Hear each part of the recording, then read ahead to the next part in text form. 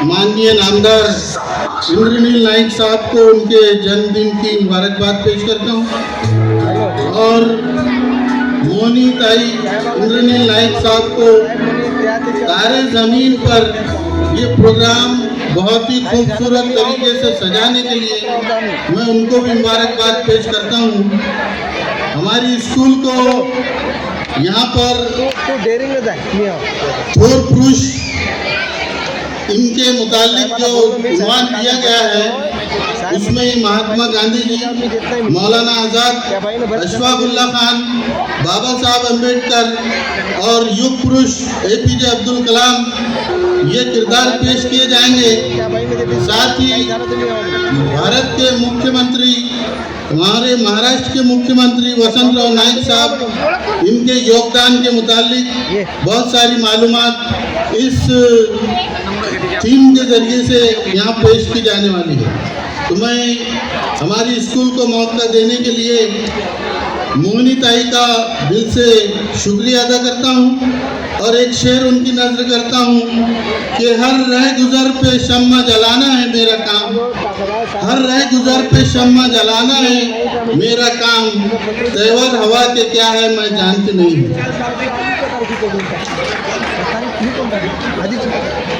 जे कार्यरत होती ते तरी सहित आहे त्याच्यावर ती गट शिक्षण अधिकारी आहे या कार्यक्रमात तुम्ही ते आशिष म्हणलं म्हणून सांगितलं मी आम जबाबदार साउंड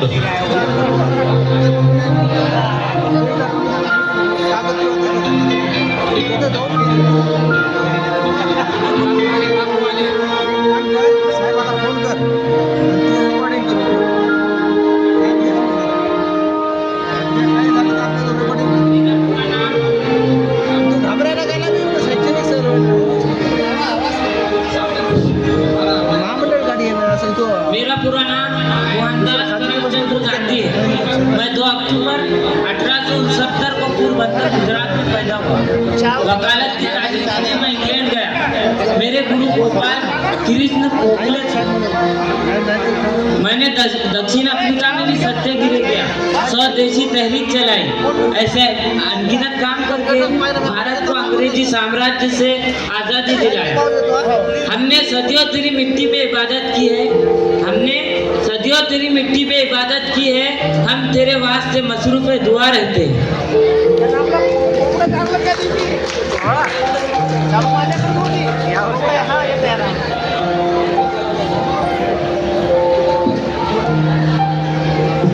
मैं मोहिउद्दीन अहमद, मेरा लक़ब अबुल कलाम से मशहूर है। मेरी पैदाइश 11 नवंबर 1888 को मक्का मुकर्रमा यानी सऊदी अरब में हुई। मेरी तालीमी रिवायात इस्लामिक तर्ज पर हुई। मैंने कुरान, हदीस, फ़िक़्ह, अरबी, फ़ारसी ज़बानों को कम उम्र में ही मुकम्मल कर लिया। साथ ही बरतानिया साम्राज्य के खिलाफ और हिंदुस्तान के आज़ादी के हक़ में लड़ाई लड़ने का फैसला लिया। सूरज हूँ जिंदगी की रमक छोड़ जाऊंगा, सूरज हूँ जिंदगी की रमक छोड़ जाऊंगा, मैं डूब भी गया तो शबक छोड़ जाऊंगा।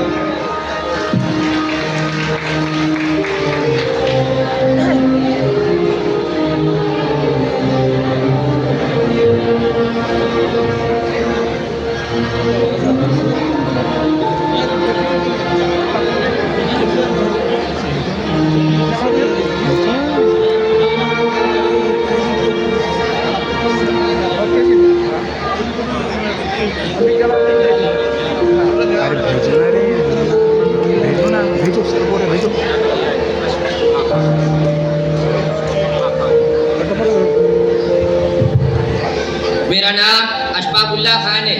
मेरी पैदाइश 22 अक्टूबर 1900 को उत्तर प्रदेश के शाहजहाँपुर में एक मुसलमान राजपूत खानदान में हुई। नौजवानी के दिनों में मेरी मुलाकात राम प्रसाद बिस्मिल से हुई, जो एक इनकलाबी रहनुमा थे। इस मुलाकात से मेरी ज़िंदगी बदल गई और हिंदू मुसलमान इत्तेहाद की एक मिसाल बन गए। जाऊंगा खाली हाथ मगर ये दर्दी साथ जाएगा, जाऊंगा खाली हाथ मगर ये दर्दी साथ जाएगा, जाने के दिन हिंदुस्तान आजाद वतन कहलाएगा। कसली है कमर अब कुछ कर दिखाएंगे, कसली है कमर अब कुछ कर दिखाएंगे, आज़ादी हो लेंगे या सर को कटा देंगे। हटेंगे नहीं कभी, हटेंगे नहीं डरकर कभी जुल्मों से, हटेंगे नहीं कभी डरकर जुल्मों से, तुम हाथ उठाओगे हम पैर बढ़ा देंगे।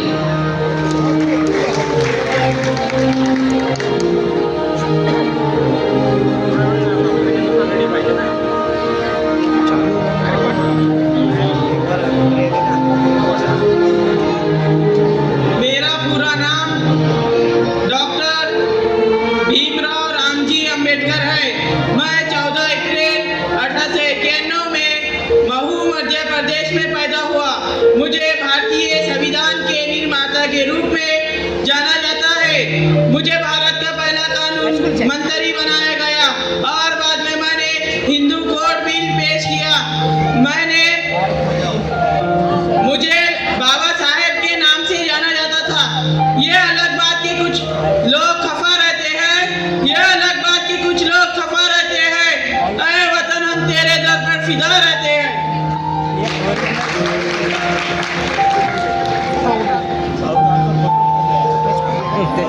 सिंबल से निकल रही बार बार।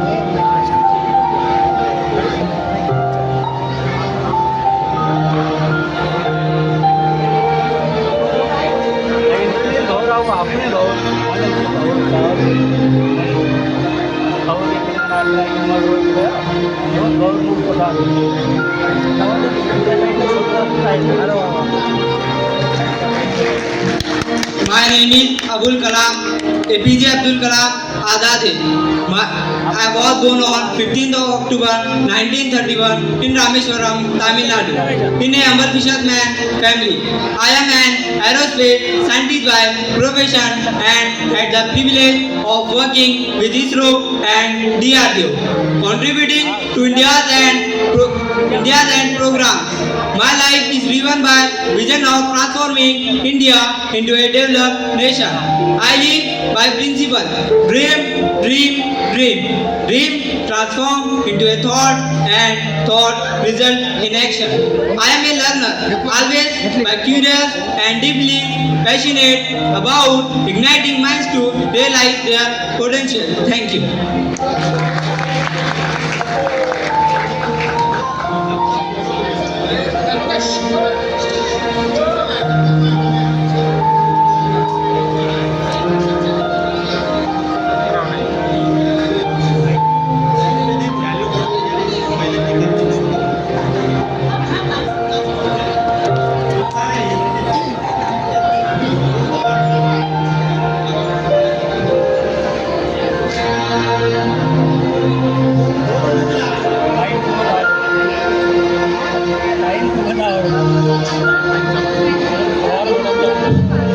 मेरे अजीज भाई और बहनों, आज आप सबके सामने आकर बड़ी खुशी महसूस हो रही है।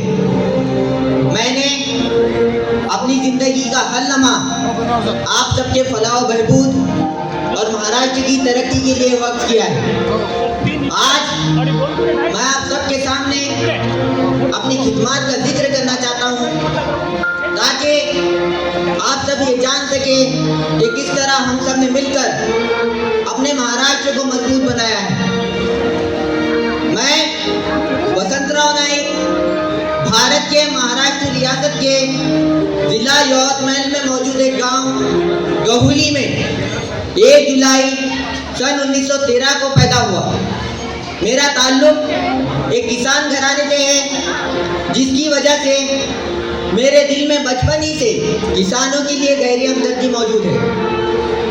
मैंने अपनी इब्तिदाई तालीम गांव में ही मौजूद एक स्कूल से हासिल की, फिर आला तालीम के लिए नागपुर यूनिवर्सिटी से ग्रेजुएशन किया। हमारा ताल्लुक ज़राअत से था, जिस वजह से मेरा ज़्यादातर वक्त किसानों के मसाइल को करीब से देखने में गुजरा है। दौरान तालीम मैंने थोर पुरुषों के बारे में पढ़ा, अशफाक उल्लाह खान, मौलाना आज़ाद, डॉक्टर बाबा साहेब अम्बेडकर, महात्मा गांधी और इन जैसे तमाम थोर पुरुषों के बारे में पढ़ा। डॉक्टर एपीजे अब्दुल कलाम जो आज के दौर के एक अजीम रहनुमा हैं, आपने तो भारत को महासत्ता बनाने का अज़्म किया था। मैं कोई थोर पुरुष नहीं हूँ, मैं इन सब की बातों से प्रेरित होकर मेरे मन में ये सब कुछ करने का जज्बा पैदा हुआ था। मैं इन तमाम थोर पुरुषों के विचारों का सम्मान करता हूँ।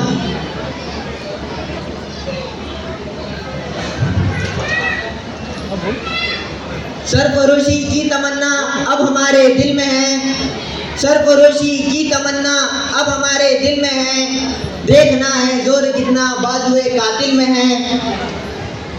जब मैंने वजीर आला का ओहदा संभाला तब महाराष्ट्र में गैर मकबूलियत का मसला संगीन हो चुका था। भूख की आंच चारों तरफ भड़क उठी थी। उस वक्त मैंने ऐद किया कि अगर महाराष्ट्र अनाज के मामले में खुद कफिल नहीं हुआ तो मुझे शनिवार वाड़े में फांसी दे दो। मुझे अपने आप पर कामिल यकीन था कि जदीद ज़रई तकनीक लाकर इस फेल को अंजाम पजीर बनाया जा सकता है। इस सिलसिले में मैंने 4 यूनिवर्सिटीज़ कायम की और इस तरह हम खुद कफिल हुए और हमारे महाराष्ट्र में हरित क्रांति आई। किसानों के लिए मेरी कोशिश, शेतकऱ्यांसाठी माझे केलेले प्रयत्न, मैंने हमेशा किसानों को महाराष्ट्र की रीढ़ की हड्डी समझा है। जब मैंने आपकी खिदमत का ऐद किया तो मेरा पहला मकसद यही था कि किसानों की हालत बेहतर बनाना। हमने आबपाशी के बड़े मंसूबे शुरू किए जिनके जरिए लाखों हेक्टर ज़मीन को पानी फराहम किया गया, बीजों और खादों की फराहमी को आसान बनाया, किसानों को ज़रई कर्ज़े फराहम किए ताकि उनकी पैदावार बढ़े और हम खुद कफिल बन सके। तालीम के मैदान में इनकलाब, शैक्षणिक क्षेत्रातील क्रांति। तालीम किसी भी कौम की एक बुनियाद होती है और इस बुनियाद को मजबूत बनाने के लिए मैंने हर मुमकिन कोशिश की है। मैंने गांव-गांव स्कूल और कॉलेजेस कायम किए ताकि कोई भी बच्चा तालीम से महरूम ना रह सके। खास तौर पर मैंने लड़कियों की तालीम पर तवज्जो दी क्योंकि मैं ये समझता हूँ अगर एक औरत तालीम याफ्ता हो जाए तो पूरा खानदान तालीम याफ्ता हो जाता है। गुर्बत के खात्मे के लिए इक़दाम, गरीबी निर्मूलनाचे उपाय। गुर्बत का खात्मा हमेशा मेरी अव्वलीन तरजीह रही है।